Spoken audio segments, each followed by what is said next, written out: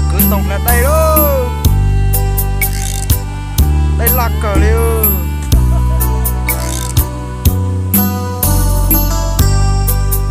Bên trong hành nữa, bên trong hành cờ tôi cứ cho tổng nào một chế nữa và chế nữa.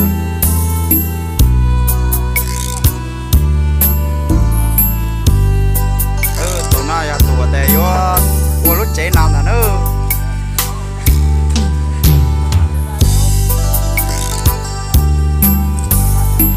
Đây nào mà lạc cờ đi ít cho tới tận lồ lồ ta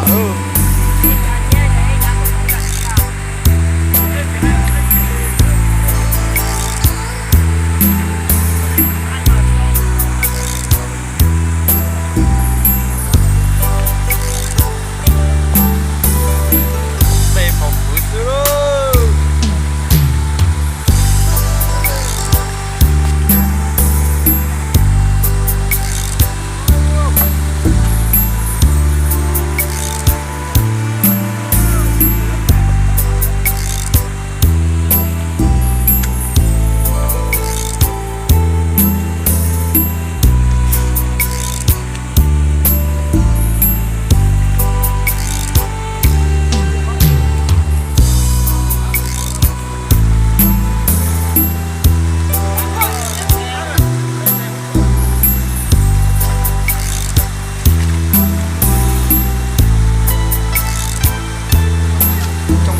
Tất tầm luôn cho tôi là đây đó.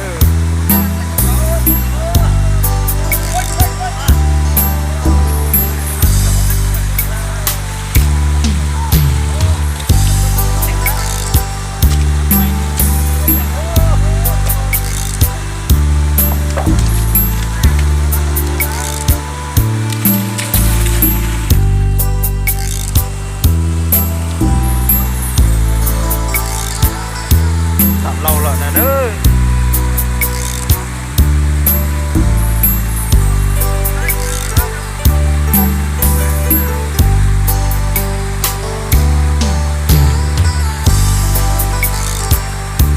Nếu lo ta xét thì sẽ cứ là xét đó là phải nó để thâu tới đây nó cũng là